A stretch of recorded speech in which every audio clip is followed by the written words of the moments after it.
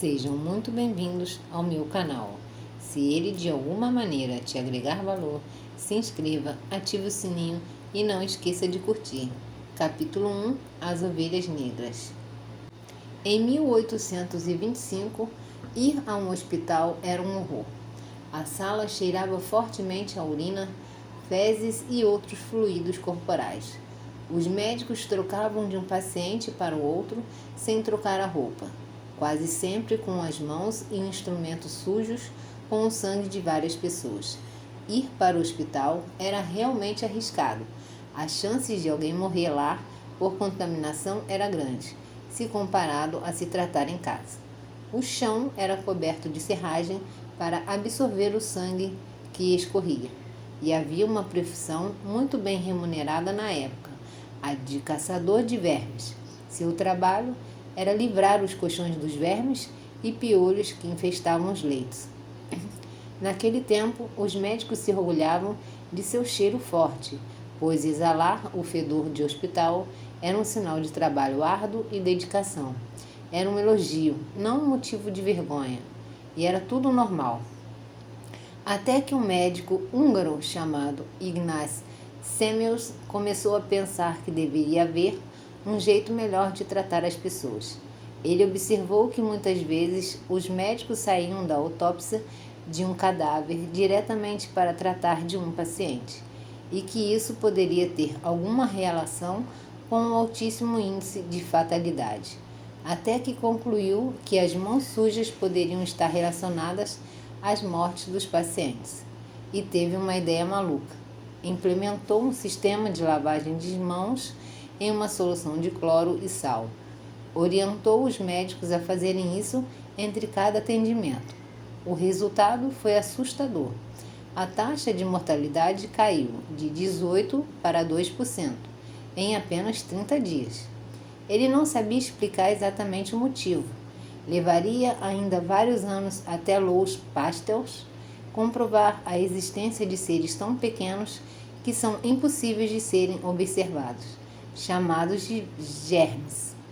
Mesmo assim, a obsessão de Semmelweis por hospitais mais limpos iniciou um movimento de exigência por hospitais e médicos limpos, diferentemente do que a cultura venerava à época. Eventualmente, ele causou tanto incômodo que foi boicotado pela classe médica local por suas ideias extremistas. Perdeu o emprego, foi perdendo prestígio e acabou entrando em depressão. Morreu alguns anos depois em um manicômio, em uma camisa de força, e ele tinha apenas 47 anos. Um homem à frente do seu tempo. Semmelweis era uma ovelha negra, movido por uma convicção interna inabalável. Seguiu sua intuição, mesmo com a desaprovação e resistência do padrão instalado na época. 5 frases que fizeram Ignaz Semmelweis se tornar uma ovelha negra. Coragem para mudar. Não conformado com os resultados da medicina da época, foi testar algo novo. Descoberta. Validou sua hipótese ou suspeita de que a limpeza contribui para a redução das mortes. Generosidade. Iniciou um movimento informando médicos sobre sua descoberta. Ameaça. Incomodou a classe médica da época e sofreu boicote. Expulsão. Perdeu o emprego e o prestígio. Não mudou a classe toda, mas sua curiosidade e coragem inspiraram outros médicos a pesquisar e estudar sua teoria. Seu impulso resultou em avanços incríveis na área da saúde. Agora deixa eu te contar outra coisa. Em 1950, a segregação racial era legalizada nos Estados Unidos.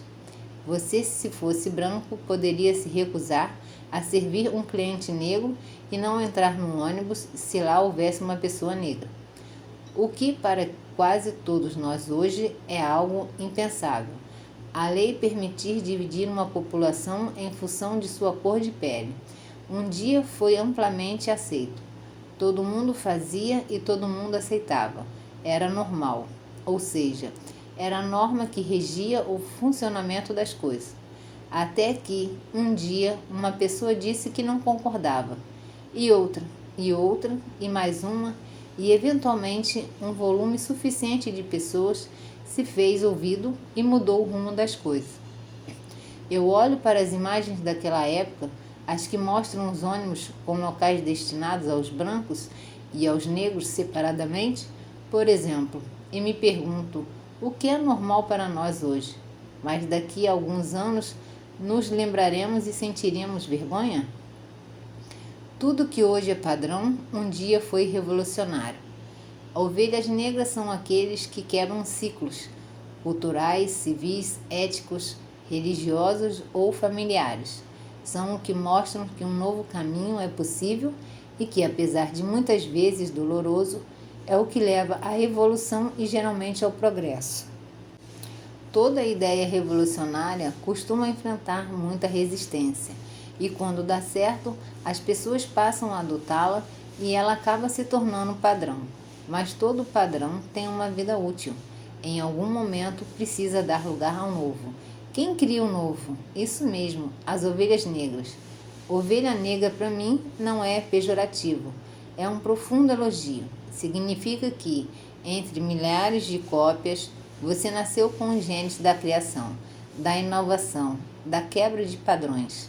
Por muito tempo, as pessoas associaram o termo ovelha negra a algo ruim, um motivo de vergonha, de repreensão, algo que você não quer ser. Sabe quem inventou esse conceito? Os ovelhas anciões da tribo, aqueles que estão em qualquer lugar no mundo e que são facilmente reconhecidos por quererem manter o padrão vigente, que se beneficiam do que foi estabelecido e tentam impedir que algo novo surja, mesmo que seja melhor e possa beneficiar mais pessoas. Ser ovelha negra não é ruim. Não permitamos que eles consigam manter essas amarras mentais que nos impedem de ser quem nascemos para ser. Se você gosta de ter novas ideias sobre como fazer as coisas, existe uma grande chance de você ser uma ovelha negra. Se você se sente incomodado com algo no mundo e busca uma forma de corrigir isso, existe grande possibilidade de você ser uma ovelha negra. Mas como saber se você é uma? Eu gosto muito de como Peter Hellinger via essas pessoas. As chamadas ovelhas negras da família são, na verdade, caçadores natos dos caminhos de libertação para a árvore genealógica, os membros de uma árvore que não se adaptam às normas ou tradições do sistema familiar, aquele que desde pequenos procuram constantemente revolucionar as crenças, indo na contramão dos caminhos marcados pelas tradições familiares, aqueles criticados, julgados e até mesmo rejeitados.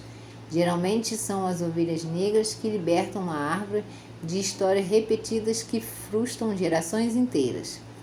Você não descobre um novo continente se não se arriscar a enfrentar o gigantesco oceano primeiro. As ovelhas negras que não se adaptam, que se rebelam, cumprem um papel básico dentro de cada sistema familiar. Elas reparam, apanham e criam algo novo e desabrocham ramos na árvore genealógica. Graças a esses membros, as nossas árvores renovam as suas raízes. Sua rebeldia é a terra fértil. Sua loucura é a água que nutre. Sua teimosia é o novo ar. Sua paixão é o fogo que volta a acender o coração dos ancestrais. Incontáveis desejos reprimidos, sonhos não realizados, talentos frustrados de nossos ancestrais se manifestam na rebeldia dessa ovelha negra em busca da realização. A árvore genealógica, por inércia, quererá continuar a manter o curso castrador e tóxico de seu tronco, o que torna o trabalho de nossas ovelhas difícil e conflituosa. No entanto, quem traria novas flores para a nossa árvore? Quem criaria novos ramos? Sem elas, os sonhos não realizados daqueles que sustentam a árvore de geração atrás morreriam enterrados sob suas próprias raízes. Que ninguém te faça duvidar. Cuida da tua raridade, como a flor mais preciosa da tua árvore. Você é o sonho dos seus antepassados. Quais as características da ovelha negra? Pela minha experiência, as pessoas mais incríveis que conheço são as ovelhas negras e nem imagino. Isso porque, durante muito tempo, ser foi um motivo de vergonha. Como já comentei, isso faz parte do arsenal de manipulação dos que querem manter o padrão. Eu fui criado como cristão. Ir com a minha família à igreja, servir como voluntário e ajudar pessoas era parte da minha rotina, da minha identidade. Passei 2 anos no Japão como missionário. Tentei ensinar a fé cristã para uma nação cuja minoria segue a igreja ocidental. Foi uma das maiores escolas de psicologia humana que tive. Como um grato por tudo que aprendi nesse tempo, foi incrível.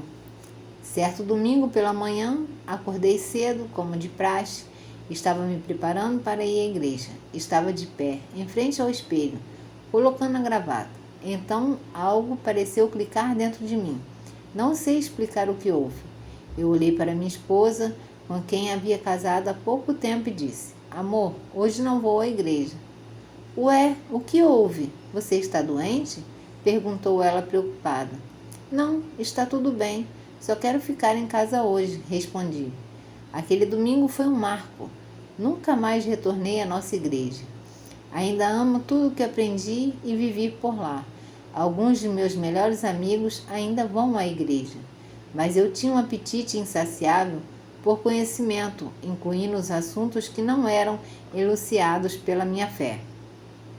Foi muito difícil tomar essa decisão, principalmente por não ter um motivo específico para mudar de vida. E se tem alguém que sentiu muito impacto, foi minha mãe, a mulher mais influente da minha vida, minha referência. Eu podia ver como a surpresa no seu olhar foi lentamente dando lugar à decepção. Como eu poderia mudar uma vida toda de treinamento e planejamento? Como explicar isso? Na época não havia explicação. Não se sabia exatamente o que queria, mas sabia o que eu não queria e que precisava abrir mão do velho para o novo entrar na minha vida. Simplesmente sentir algo dentro de mim e seguir. Hoje entendo melhor. Eu troquei um cronograma já pronto e de alto nível espiritual por um novo do zero que eu mesmo montaria. Eu escolheria o que, quando e onde estudar. Teria que viver e aprender por mim mesmo onde estariam as respostas para as indagações. E eu que eu tinha. Teria que arcar com o bônus e o ônus dessa decisão. E estava tudo bem. Logo, o medo deu lugar à vontade de estudar noites a fio. Eu era a ovelha negra em mim, guiando o meu coração para as próprias fases da minha vida. Era a minha jornada pessoal. Você não descobre um novo continente se não se arriscar a enfrentar os gigantescos oceanos antes. E a ovelha negra não tem medo de ondas grandes. Essas são as principais diferenças entre uma ovelha negra e o resto das pessoas. As pessoas normais, elas buscam se encaixar na média, valida sua ideia pela aprovação externa, morre de medo de ser julgada, melhor garantir do que arriscar, respeita uma hierarquia, se orgulha em decorar respostas, replica o que funciona, segue um modelo social mais aceito, coloca a felicidade dos outros acima da sua, defende a manutenção do padrão atual. E o que ganha com isso? A ovelha negra, ela se orgulha de não estar na média, busca a validação interna, morre de medo de ser hipócrita, melhor arriscar do que ficar onde está, respeita uma meritocracia, é movida por fazer perguntas, busca ser autêntico, cria seu próprio modelo, sabe que merece ser feliz e paga o preço, aponta os pontos de melhoria do padrão atual e o que todos podem ganhar com isso. Como saber se sou uma ovelha negra? Você não é uma ovelha negra somente em relação à sua família direta. Pode ser muitas vezes em relação à sua família indireta, ao resto da humanidade.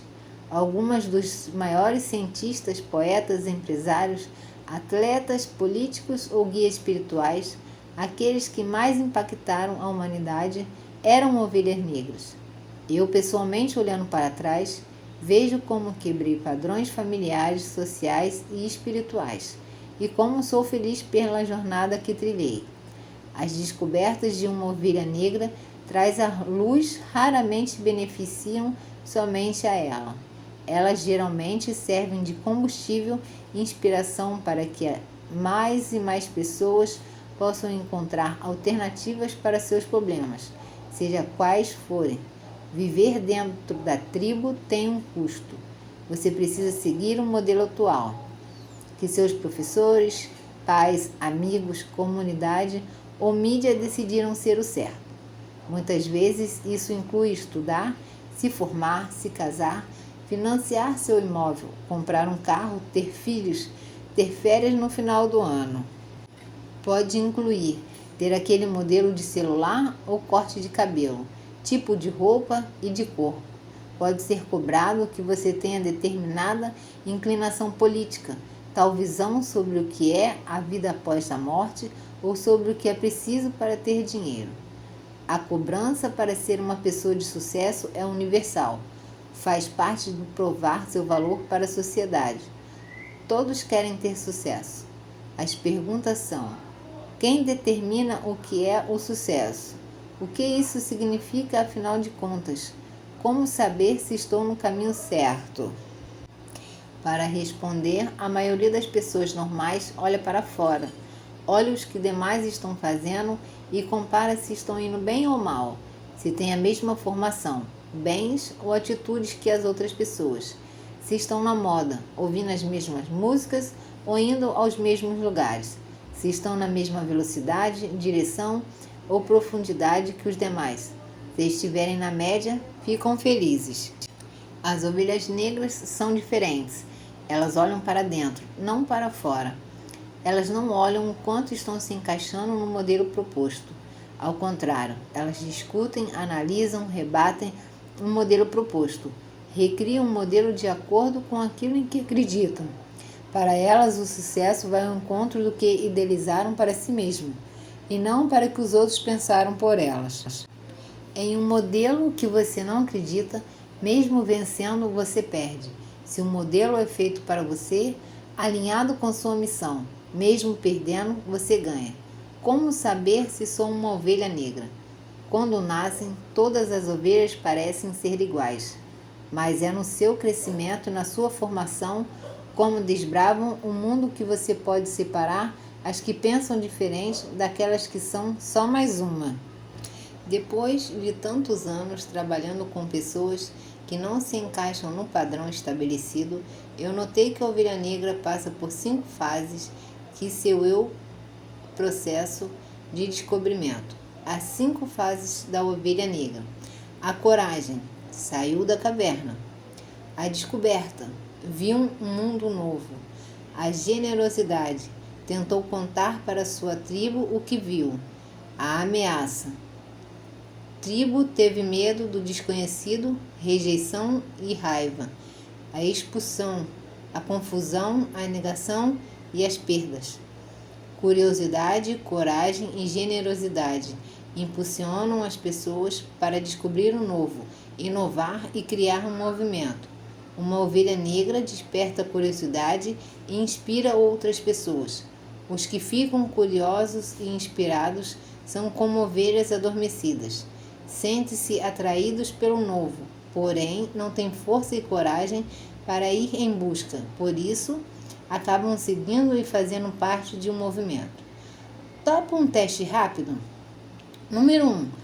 Quão feliz você está com o modelo de sucesso que tem em mente? Número 2. Quanto esse modelo realmente representa quem você é? Número 3.